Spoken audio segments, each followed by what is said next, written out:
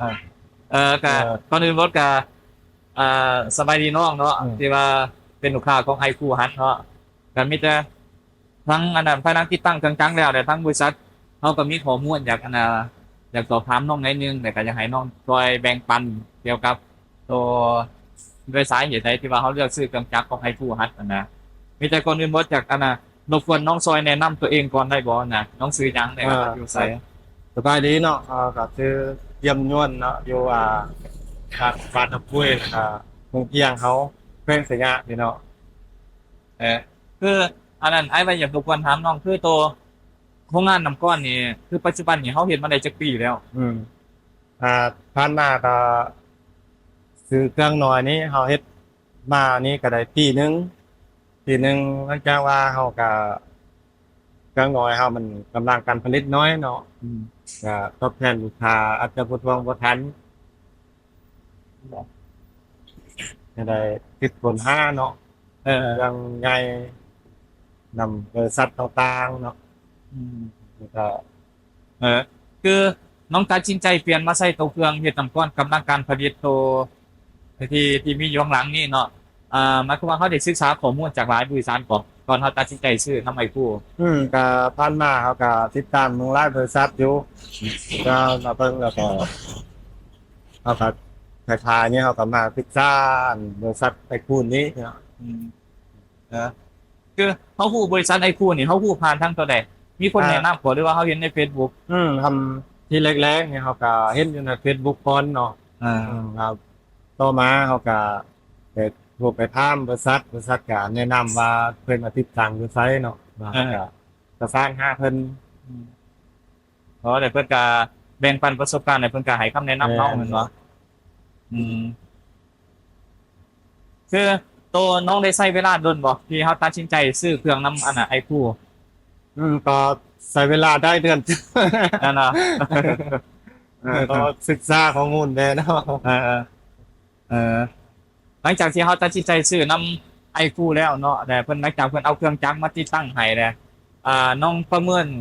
ทั้งบริษัทแนวไหนว่าเพิ่นมีความรับผิดชอบบ่เกี่ยวกับการติดตั้งเครื่องจักรนี้นะ อืมแล้วก็เพิ่นเฮ็ดให้เพิ่นติดเครื่องจักรเพิ่นเอามาติดตั้งให้เฮานี่ซึ่งว่าเฮาตรวจเบิ่งนี่มันได้คุณภาพบ่ในการติดตั้งหรือว่าทั้งบริษัทนี่ทำไมเพิ่นมีความเป็นมืออาชีพบ่ในการติดตั้งเครื่องจักรหั่นอืมเพราะว่าทางบริษัทเขาก็ทางพนักงานภายนั้นก็บริการดีเนาะเอาใจใส่ถึงแม้เครื่องจักรมาฮอดมันก็เฮ็ดตามหน้าที่นั่นแหละเนาะเอาใจใส่ให้มันติดตั้งเนาะมาติดตั้งก็ถือว่าทันตามกำหนดอยู่เนาะตามกำหนดที่เรากำหนดกันไว้ เออเออเออหลังจากที่เฮาติดตั้งเครื่องจักรแล้วเนี่ยคือการทดลองผลิตเนี่ยน้องเห็นว่าคุณภาพของน้ำก้อนที่ออกมากับตัวกำลังการผลิตจำนวนน้ำก้อนที่มันออกมาแล้วก็ระยะเวลาที่ใช้ในการผลิตเนี่ยก็ตรงตามสัญญาที่เฮาได้เช็คกับทางบริษัทบ่หรือว่ามันบ่ตรงตามสัญญาแล้วก็ผลิตออกมานำพรก็งามสะอาดดีพอใจส่วนหนึ่งนะจนสัญญากับบริษัทเนาะที่ว่าเอาเฮ็ดสัญญาไปหันเพิ่มก็อืมได้ตามที่สัญญาเอาเฮ็ดหันมันก็อัดเลื่อนไปหน่อยหนึงพุ่นแหละ เออเรื่องผู้ส่งของเครื่องจักรเด้เขาก็พึงพอใจบ่แล้วหุบส่งของทางจักรทึกใจกับบ่หมดเนาะหุบส่งทางตัวเครื่องแล้วก็กับตัวคอมมันหันคอมพิวเตอร์มันหันก็เลยเพิ่นทึกใจ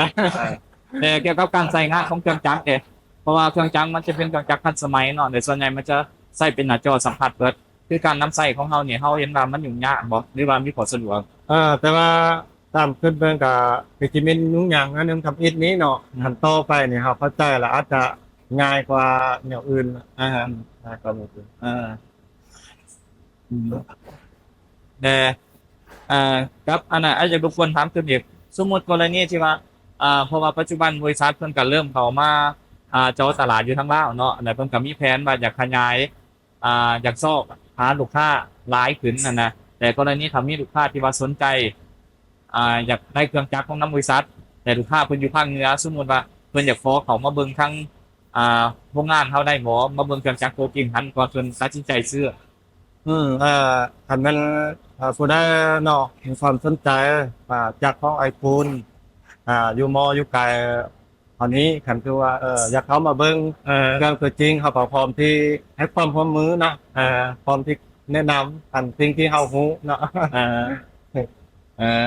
โอเค เข้ามาเบิ่งตัวจริงก็ได้เนาะ เออโดยโอเคก็สิมีแต่เท่านั้นเนาะหมายก็ว่าก่อนเดือนก่อนสิสิ้นสุดนี่ก็ที่ว่าทั้งบริษัทก็ขอขอบใจน้องหลายๆที่ว่าให้เสียสละเวลาให้ทั้งบริษัทได้สัมภาษณ์เพื่อแบ่งปันประสบการณ์สำหรับลูกค้าท่านใดที่ว่าเพิ่นสนใจอยากได้เครื่องจักรหันเนาะตอนนี้ที่ว่าก็เป็นการแบ่งปันที่เป็นประโยชน์หลาย